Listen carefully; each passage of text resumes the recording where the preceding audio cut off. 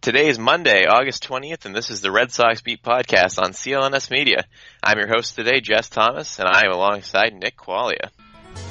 Yes! Listen, last night we had Jared's not going to be on today's show.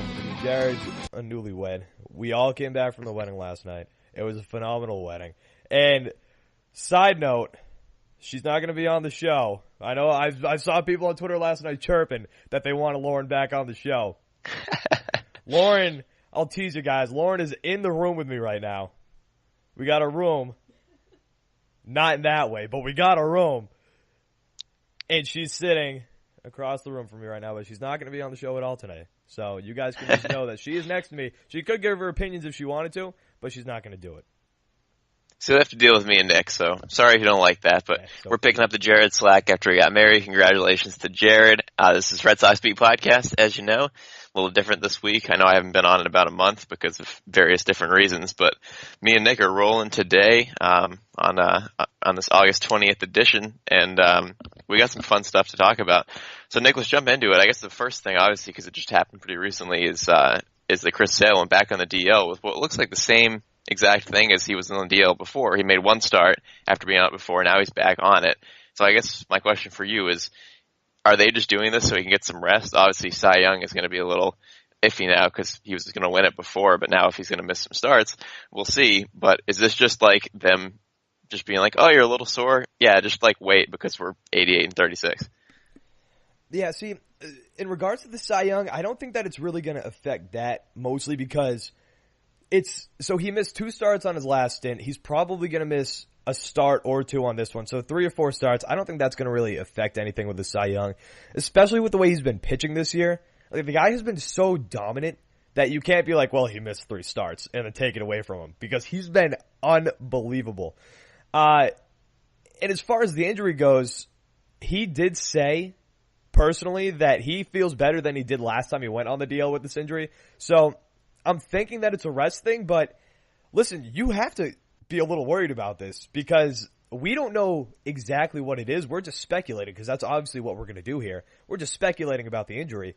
But if this guy is actually having a shoulder issue right now, he's the glue that's holding this rotation together. He's the most consistent. He's the most dominant. If this is an actual injury that we don't really, again, we're just speculating. If this is a real injury, this is going to be a serious problem for the Red Sox going forward. But he said he felt better than he did last time, and then he came out immediately after, once he came off the disabled list, and then just torched the Baltimore Orioles. So I'm a little worried because this is the second time now, but I'm hoping that it's more so just for rest, which it very well could be. Well, it makes you wonder because, like, if he feels better this time, and he didn't even seem to be in that much pain the last time because he was like, oh, I missed 1 start, and then he missed 2. So it's like, I wonder why he's even like hurt again, I guess. And like you said, he 12 strikeouts in 5 innings against the Orioles in the start between DL stints. So it doesn't seem like much to me, but like you said, you have to have this guy for the playoffs. This guy's 12-4 with a 1.97 ERA, 219 strikeouts, and a 1.75 opponent average. He's probably having his best season of his career, and he's had a lot of really good seasons. Oh yeah. This guy is just, I mean, what was it? His last 12 starts, his ERA is 0.30 or something. Insane. It is. It's unbelievable. This guy, it's insane. It's what with I was a billion saying. strikeouts. He's unbelievable. He's been unbelievable this season. And, I think the biggest factor to him going back on the DL, if it is just a rest thing, is the standings. They have a 10.5 game lead. If they were closer, if it was a 2-game lead on the Yankees right now, I don't think he would be on the DL. Well, they've won almost every single game since he's been out. They've lost 2 games since he's been out. I mean, it's like they don't need him. That sounds stupid. They don't need him right now, and they don't. Like you said, it's like it's over. Nobody's cashing the Red Sox. They're winning games with Brian Johnson. They're winning They're winning games where they pitch Hector Velasquez for 2 innings and then pitch their entire bullpen for the rest of the night. Like this Red Sox team is having a tough time legitimately losing games right now, and it's like I said, 10-game lead. They're not worried about the Yankees right now. You know what they're worried about, Jess? You know what they're worried about? They're worried about getting Chris Sale ready for the playoffs so he can mow everybody down and pitch 5 games in a row. That's what they're worried for. That's what they That's what they need him for. That's their secret plan. 5 games in a row in the playoffs. Every good. series, just boom, boom, boom, Right. sale. Well, it's been this story with this whole season is anybody who's gotten hurt, other guys have just played well and they haven't lost. It's happened all season long. It's amazing. So let's get into somebody else who has been picking up the slack. Obviously, David Price with the Sale injury, well, or without. He's been pitching very well his last 6 starts. He's done extremely well. He's back since the Yankees started on July 1st. He's been back to the guy that everyone wanted him to be. So I guess I want your take on him because I don't know exactly what he said last night after a start on Saturday, but he said something else stupid like I don't like. Did he make adjustments? He's like, yeah, I made adjustments, and I'm not going to tell you what they are because that's your job, not mine. Like, I don't know why he's still being snippy with the media because he clearly can't help himself. But I guess people probably don't care because he's pitching so well. But that still annoys me because just shut up. So the good thing with David Price over this past month and a half span is he's been pitching well and he's just kept his mouth shut. He's just shut up because that's been his issue this entire time. He just every time he goes out and pitches well, he tries to just shove it down the media's throat and be like, "Look at me, you morons! Can you guys believe that you thought I would be bad?" Like he just constantly was taking shots at the media. But over the past month and a half, he's been pitching great, and he's just been going back into the clubhouse, keeping his mouth shut, and going home. That's you can talk to the media all you want, just don't be a jackass. That's all they ask from him. If he's going to start taking shots at the media again, that's when it tends to blow up in his face because Red Sox fans right now are on his side because, like I just said, he's keeping his mouth shut and he's pitching well. But if he starts chirping and he starts throwing little digs at the media and maybe even the fans, and then he goes out and has one bad start where he gets shelled, that's just going to give Red Sox fans ammunition to be like, get out of here, David Price. We don't need you. We don't want you. You suck in the playoffs. 0-8, pal. 0-8. Oh, I got one win coming out of the bullpen. Nobody cares about the bullpen, buddy. You got to come out as a starter. So he has to just keep his mouth shut, and the fact that he still can't figure that out, is the guy immature? No, he was just pampered his entire life because this guy was a prodigy coming up as a baseball pitcher, goes through Vanderbilt. Nobody's going to say anything to him in Vanderbilt. This guy just has such an entitlement about him. It's asinine. It's asinine that he just can't keep his mouth shut. Yeah, it seems like I don't think it seems. It is definitely true. He holds grudges because it's obvious. Everyone says this stuff about him, and then he just... Right. He'll bring up something from 2 years ago and be like, yeah, that's right, I told you. Yeah, I told you. Yeah, I told you on July 17th, 2016, you morons. Right. He's such a... Oh, God. I'm glad he's pitching well because I still can't stand the guy. Cause yeah, but is he going to keep it consistent? Is he going to keep doing this? Is this going to carry into the playoffs? Because that's...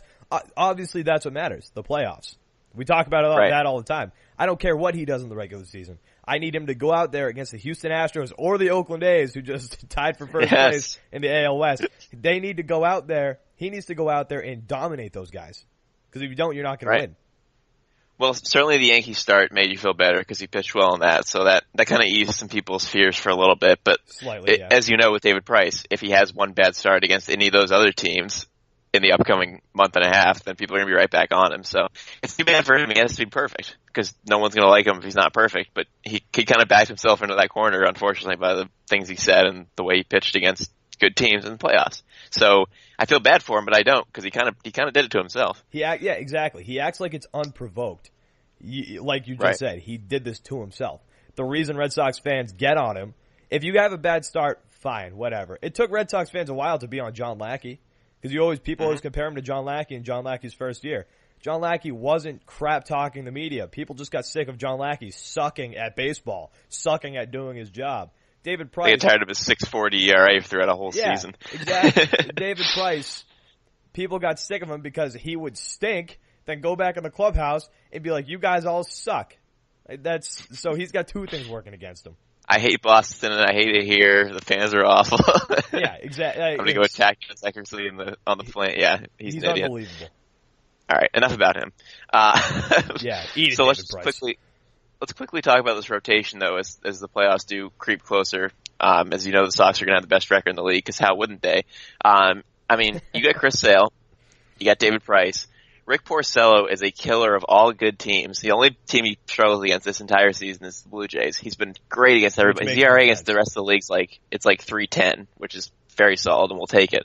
So you got the three of them, and then sounds like Erod's going to come back soon. And then you have all those other guys just like waiting around, like Eovaldi and like Brian Johnson if you need him. And like there's a lot of options. So I don't know how you feel, but I feel great about this rotation going to the playoffs. I know the whole, there's none of them have ever won in the playoffs. Great. Whatever. New manager, new team, new year, 88-36.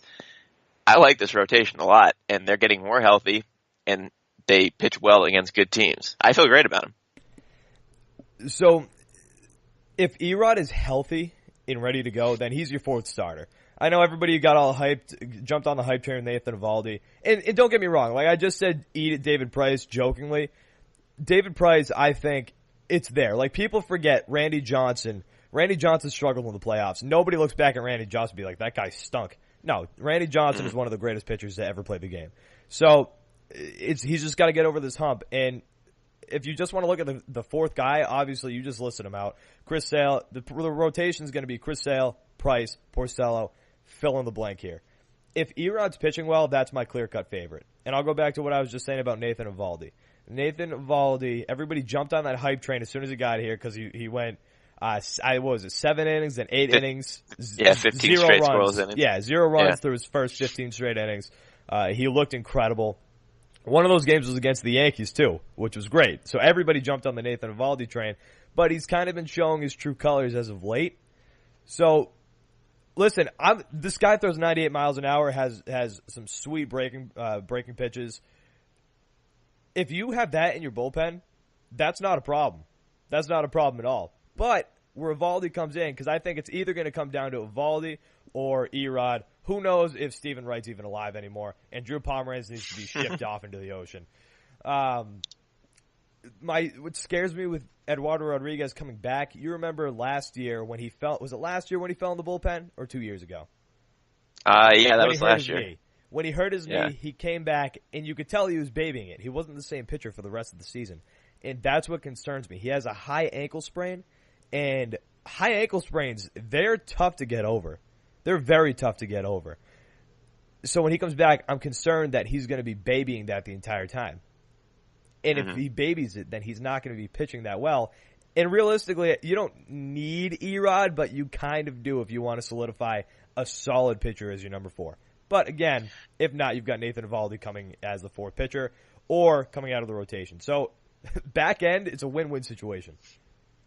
Yeah, I agree. I feel like Erod would be the 4th one, but yeah, you need to make sure he's fully healthy so he doesn't baby his things because he has quite a history with that with his injuries. I mean, yeah, Eovaldi's been good. I like him, and I don't know how much I trust him in the playoffs, maybe to go like 5 innings or whatever, but Erod earned that spot. He had a great season up until the injury. Like, he's had a very good season, a lot of wins, pretty good ERA, pretty consistent too.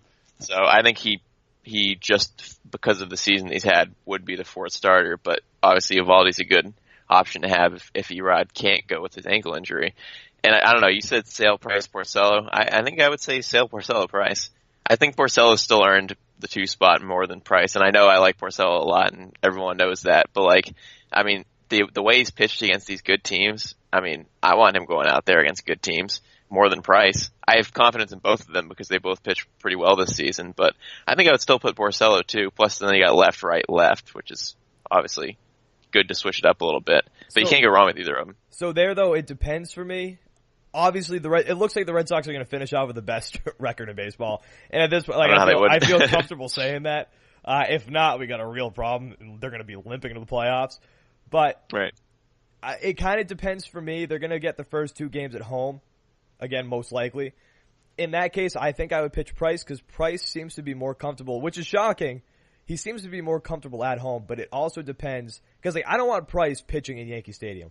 If it comes down to the Yankees, if the Red Sox have to play the Yankees in the ALDS, I don't want Price pitching in the Bronx because we know what happened last time he pitched in the Bronx. He got shellacked. He made me embarrassed. Again, I was at Key West watching that game with all my Red Sox gear on, and there were Yankee fans all over the bar, and I wanted to crawl behind the bar and die after watching that start. I don't want him pitching in the Bronx, so if it comes down to that, if it's Yankees, Red Sox, ALDS, Game 2 at Fenway Park, I'd rather have Price there because I think Porcello has bigger cojones to go pitch in the Bronx. Yeah, I think he just has bigger cojones, period, because Price doesn't really have any. Porcello's a low-key badass. He really is. He's got some fire. That dude is a competitive dude. I mean, he wants to go out there in a big spot and pitch. You can see that. He does. You can see that. I mean, he pitched a one-hitter in 86 pitches against the Yankees, and then went out and pitched an incredible game 2 starts later. I mean, this guy has balls, no doubt about it. Yeah, and the one start we mentioned it earlier. The one start or these starts that he gets shelled for whatever reason is the Blue Jays. The Blue Jays, top to bottom, just kill him. And we don't have to care about them because they're not going to be in the playoffs. So just throw that out the window. He's been great against everybody else. And they're Canada. Who cares? Yeah, who cares about Canada? Although I'd give them back Montreal. I want the Expos back. I don't know who I would give up for the Expos. Give them the Padres. Ship the Padres to Montreal. I would love that. Right? That was our Canada segment. That would be funny. Brought to you by now. I'm just kidding. We'll get to that. Before we get to some good sponsors here, I just want to quickly hear your thoughts. Are you worried about Craig Kimbrell? Yes and no. So Craig Kimbrell, he gives me the David Price vibe, not in the way that he makes people despise him from the way that he speaks to the media. Because Craig, you never hear a peep out of Craig Kimbrell, but you know that he has the stuff, and he can go out there and he can pump the numbers all he wants. Like he can have a great ERA. He can be one of the best closers in baseball. But I was looking at his whip. His whip is at about 1.2. Which means he puts a guy on nearly every time he goes out there. Most of the time he doesn't let them score, but we know as of the past, was it 7? There was a stretch recently of 7 starts, and 5 of those starts he gave up a run in each of them. But this Red Sox team is so freaking good, they won every one of those games, which is bananas. Right. I'm not worried about him because we know that this guy's a big game pitcher. We know that this guy is one of the best closers in baseball. This is the worst slump he's ever been in. I wrote a column on CLNS about it, if you guys want to go check it out, about Craig Kimbrell's recent skid. And it was the worst skid that he's had as a closer since coming up to the majors. He debuted in 2010. This is by far the worst skid that he's had. But we've seen this guy. Maybe this is a good time to get into this slump. Because once he gets hot, there have been little bumps in the road here and there throughout his career. Little tiny ones. And then he'll get hot again. He'll give up a couple runs here and there, and then he will just go on a month-and-a-half stretch of just pure dominance, which we've seen over these past, this is his 3rd season. We've seen this over the past 3 years, 2.5 seasons. This guy is one of the best, and at times, the best closer in baseball. I'm worried about him in the sense that we don't know what's going to happen with him. We don't know if he's going to break out of this. Sometimes he gets too confident and will just groove a fastball down the pipe because he thinks he can overpower people. And then they'll take him to the moon. If you make contact with a 99-mile-an-hour fastball good enough, you're gonna hit a home run. I think he'll bounce back, and I think he's going to be fine. But you have to be a little concerned because if this guy does fall apart, your one consistent piece to your bullpen is an issue. Because you don't trust, a lot of people don't trust the rest of the bullpen. That's the one guy, that's the one constant who's been good all season. If he falls apart, then what do you have to trust back there? Right. No, you need him being who he is. He's been one of the best closers in the league for the past 5 years. So, yeah, I'm not worried about him because I tend to not worry about guys because if you have a track record, you usually figure it out. So I'm not really worried about him.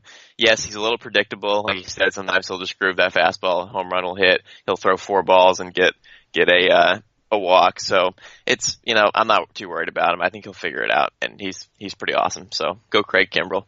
With that, let's talk about some simple contacts. Maybe Craig Kimbrell needs that to see if he's throwing strikes. So simple contacts. There's a million things demanding your time, as you all know, especially if you have a 2-month-old baby. 2 months old today. Yeah. All right. So contact lenses should not be one of the things taking up your time. So I am here to tell you about this fantastic website. It's my newest time-saving trick. Simple Contacts. I got my contact lens prescription renewed while I was going to Salisbury for a week with the baby, so I could wear my contacts in the lake, in the ocean, and still be able to see. It was great. In under 5 minutes is all it took. I just ordered my contacts, did a vision test, boom, got my contacts. So anyone who wears contacts needs to know about this. Simple Contacts lets you renew your prescription and reorder your brand of lenses from anywhere in just minutes, all online. It's just a vision test. You just do a vision test, and then you pick out your contacts, and they send it to you because it's reviewed by an actual doctor. So they are bringing the doctor's office to your home. It was super easy. I just stood on one side of the room, did a vision test. Not sure how well I did because my eyes are terrible. But you wear your current contacts. I think mine were a little out of date, which is why I was glad to get some new ones. So I got a new prescription, got new contacts, and literally it took no time. It was super easy, and I just got an email a day later. It said, all right, you're good. You passed your test. Your contacts are on the way. Got them in a couple days, and they're awesome. So what I have for you guys is a promo code to use. So if you go to simplecontacts.com/Red Sox Beat, my listeners will get $20 off their first Simple Contacts order. So once again, you go to simplecontacts.com/Red Sox Beat, enter the code at your checkout. I do want to mention it's not a replacement for your periodic full health exam, since obviously you're not going to a doctor's office, so you should still get your eye checked whenever you do that. But this is the most convenient way to just renew a prescription, get some more contacts if your vision hasn't changed. So once again, $20 off, simplecontacts.com/mycode. Save time, save money, and save yourself a headache with Simple Contacts.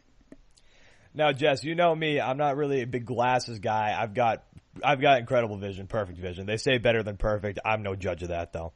But I could imagine that, when you need glasses, you have to read certain things like tickets. And we got to talk to you guys about some tickets, too, because, of course, sports fans, you guys love your tickets. So listen to this. Listen to this. After missing the first inning of the San Francisco Giants NLCS game because he couldn't find a printer, Brad Griffith reimagined a simpler process for buying and using last-minute tickets.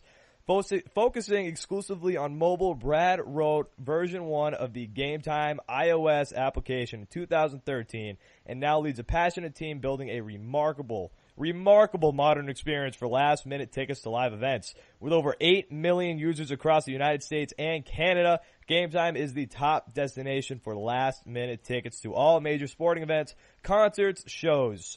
Gametime is built for the urban millennial and Gen Z customer that is always on the go and constantly optimizing for the best last-minute experience. Unlike the legacy industry behemoths Ticketmaster and StubHub, who overwhelm users with cumbersome choices and steps, Gametime curates only the best value and makes the experience incredibly fast and incredibly easy, because everything nowadays has to be fast and easy, and that's what Gametime does for you guys and me. To make selecting tickets even easier, Gametime shows you an actual high-res photo of the view, which, you need glasses to look at that, from your seat. Plus, the Gametime guarantee has you covered. They guarantee you'll receive your tickets in time for the event, and they'll be valid for entry if that doesn't happen, though. Listen, if that does not happen, Gametime will locate comparable replacement tickets, or they'll just give you all your money back. Easy peasy. Whether you're looking for sports, music, or theater tickets, you can find all of them under one roof at Gametime. Download the app for iOS or Android. Did you know that ticket pricing can go down right before a game or concert? Gametime is a mobile app that tracks ticket real prices in real time for thousands of trusted sellers, then shows you all of the best deals. When prices drop, you can check out in 2 taps, and tickets are sent to you directly on your phone. With Gametime, you can get tickets at the last minute for up to 60% off. That is 60%. That is more than half off. If plans change, no problem. You guys can just sell your tickets. You can push up a button, sell your tickets. Boom. For $15 off your first purchase, visit usegametime.com/socks and use promo code SOCKS. I'll say that again for you guys, just in case your ears. We didn't do any ear reads today, but I'll say it again for you just in case. For $15 off your first purchase, visit usegametime.com/socks. That is usegametime.com/socks and use promo code SOCKS. The offer is only valid, though, for first-time customers. Gametime, guys. Go check it out. Ear reads. I love it. Ear reads. No ear reads today. Only vision tests. My hearing. All right, so there you go. I don't need glasses, like I said. I might need hearing, though, because my hearing struggles. There you go. Maybe we'll get a sponsor for some hearing app someday. So there you go. Simple Contacts and Gametime. Those are your things. Go get what's yours. All right. Before we talk a little, MLB headlines with some standings, I do want to talk about the MVP race here, which is an MVP race of the Red Sox, not of the league, because this is the league. These guys are the two best players in the league, and there's no doubt about that. I know people have had this debate. I know Jared's had the debate, but as I said, I haven't been on here in a while, so I would like to have the debate with you, even though I personally don't think it's much of a debate. So we'll start with you. Who was the MVP of Major League Baseball? Is it JD Martinez or is it Mookie Betts, and why? So I gotta say consistent, because Jared and I have had this debate on the Loose Change podcast, which is also part of the CLNS Media Network. I'm still gonna say Mookie Betts. And the reason I'm going to say Mookie Betts is, and I know JD Martinez has done so much for this team, and even the intangible stuff that people have to realize voters are not going to be looking at. Voters are not going to be looking at how he helped Jackie Bradley's bat come around, how he's helped Rafael Devers out. They're not going to look at that. They're just going to look at the stats, which are still there. And I hate that I'm going to bring this up, because I think this is such a nerd stat, and I hate talking about it. I hate giving it any credit, but Mookie Betts' WAR, wins above replacement, it's just, I think you have to take into account in this situation, because a designated hitter has never won. A designated hitter has never won the MVP. If David Ortiz has never won the MVP, I'm going to have a tough time giving it to JD Martinez, because David Ortiz has done close to, if not the same, of what JD Martinez has done this season in past, and he didn't win. Mookie Betts not only has the highest average in baseball at the moment, he is near the top in a run scored, total bases, and just what he does defensively. Obviously, JD Martinez doesn't play the field as much, but what Mookie Betts does defensively is, in my opinion, very undervalued, because playing right field at Fenway Park, incredibly difficult. To play right field at Fenway Park, you basically have to have a center fielder in center, and you have to have a center fielder in right field too, because it is a ginormous right field. He has a ton of assists from right field. He tracks the ball incredibly well. He makes phenomenal catches. And not to mention, let's go back on the offensive side, base running, base stealing. This guy is talented, one of the best, perhaps some would say most valuable player, in three facets of the game: base running, defense, hitting. He's one of the best in all three of those, if not the best in 2 out of 3 of those categories. JD Martinez, on the other hand, and I'll say this, if JD Martinez wins MVP, I'm not going to be like, Mookie Betts should have won MVP. No, I'm going to be all in about JD Martinez winning MVP. I want one of these guys to win. But I just think with a combination of the way he hits, how he gets on base consistently, obviously he's not going to have the same RBIs that JD Martinez has. He's the leadoff hitter. He doesn't have those same opportunities. He might have those same opportunities if he hits third or fourth in the lineup. Mookie might have better numbers if, again, he wasn't the leadoff hitter, but just the talent and the skill that he possesses and that he's been proving and putting on display all season in all three facets of the game, I would have to give, if I had a vote, I would vote Mookie Betts 1, JD Martinez 2. You just don't want Mookie to finish second in MVP again. I know.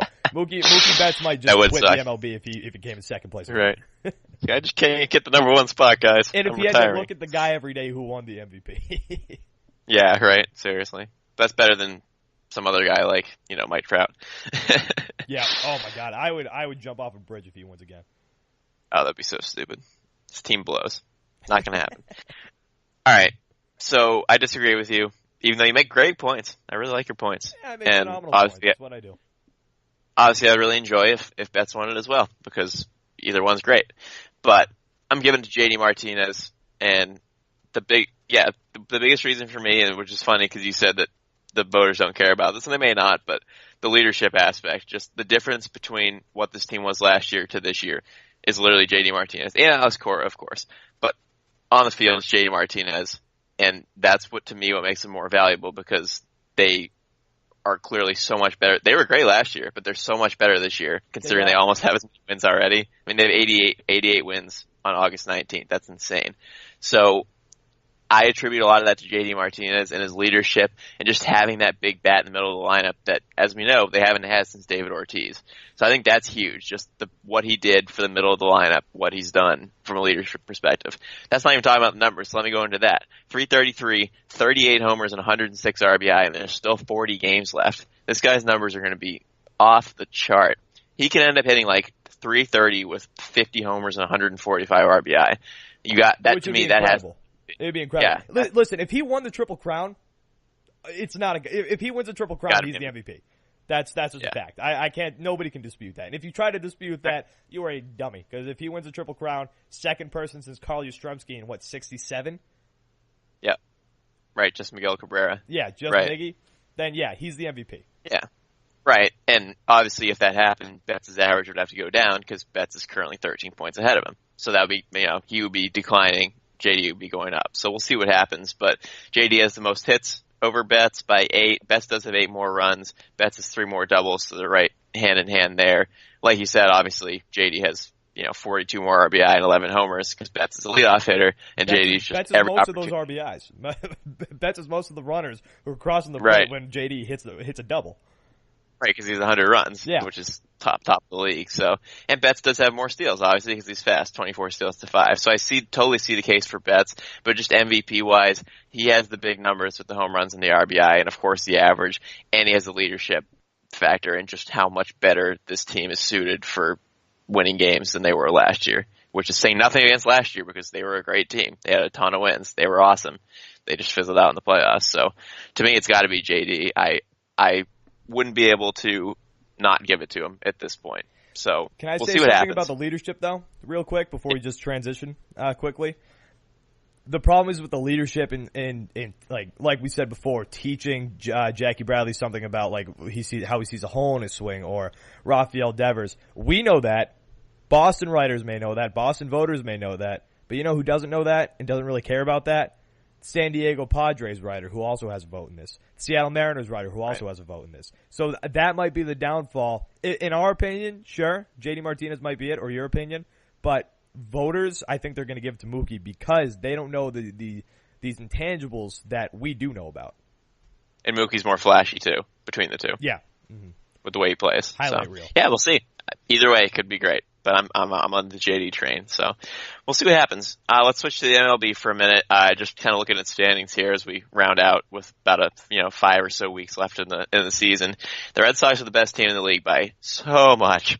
They're so far ahead of everybody. I mean, they're 17 games ahead of the best team in the National League. That's absurd, and they're obviously insanely much better than every team in the American League, too, because the Yankees are in second, and as you know, the Sox are 10.5 games up on them. So it's crazy. Still technically have the second highest record? Do they? Yep, they do. That's insane. They're still 3 games ahead of. What are they? 10.5? Is it 10.5 now or 10 still? 10.5. 10.5. To be up 10.5 games right now, that's on the second best team in the majors. Best team in the majors. And by the way, my girlfriend was out at a bar last night. She got hit on by a guy who was a Yankee fan, and then she threw it right in his face. She was like, "You guys are 10.5 games back, pal." Oh.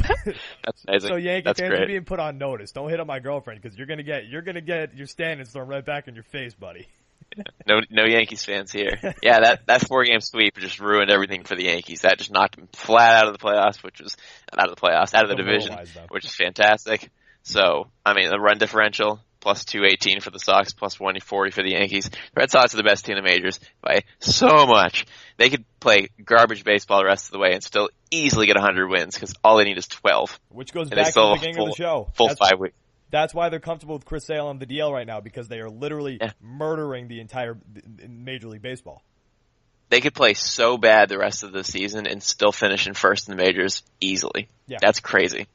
So let's talk about other teams. Mainly, I want to talk about the A's. As you mentioned, the A's have now tied the Houston Astros for first place in the AL West. The Astros lost, I'm not sure if they're still on the streak, but they had lost 8 straight home games. They're really not good at home. They're only 4 games over 500 at home. And the A's have just been winning for the last about 2.5 months of the season with nobody noticing. And now all of a sudden, the A's are tied for the 3rd best team in the major leagues, the Oakland A's, out of nowhere. And it's funny because the Sox didn't play the A's well in the 2 series they've played. When they weren't good, they were like 500 at that point, and they were playing pretty well against the Sox. Sean Manaea threw his no-hitter, and now the A's are 74-49 as coming into Sunday's standings here. So they're good, and people shouldn't sleep on them.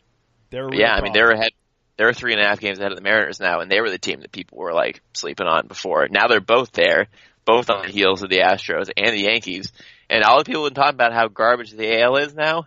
This is kind of an exciting race at this point now. They're a serious problem. The good thing for the Red Sox is they wouldn't have to play them until the ALCS. I think the A's are going to come out on top in the AL West, and I think it's going to actually come down. And if they don't, I think they're going to beat the Yankees in the division in the wild card round. This is where a real problem comes in. If the A's do finish second in the AL West and play the Yankees in the wild card round, the A's I think win that game. Then the Red Sox have to play the A's in the first round.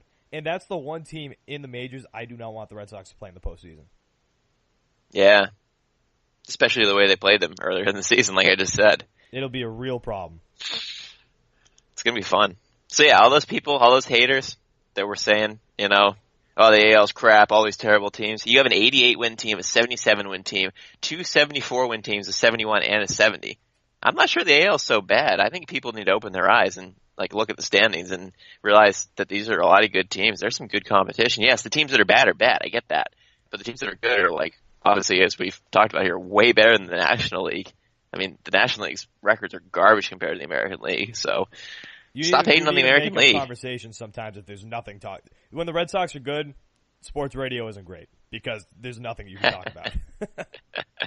I love when people can't say anything negative because, as you know, I'm Mr. Positive, and I know you are. It's hard to argue with an 88-36 record. I mean, that's 71% of your games won in baseball. It's baseball. This is baseball we're talking about. You don't win 71% of your games in baseball. You just don't. It's crazy. It brings me great joy every day of my life. It's a wonderful thing. So, let's leave it there. We love the Red Sox. They're the best team in the league. There's no question about it, and when there's no question about it, our lives are fun. So, this has been Red Sox Beat on CLNS Media. The day after Jared's wedding, we're holding it down here. He's Nick Quaglia. I'm Jess Thomas. Me and Jared will be back next week. A new married man joining me in the married life. Time for him to have a kid now, and he can really be like me. Alright, that'll do it for us here. Nick Quaglia, Jess Thomas, CLNS Media. This is Red Sox. You can follow us on Twitter at Red Sox CLNS.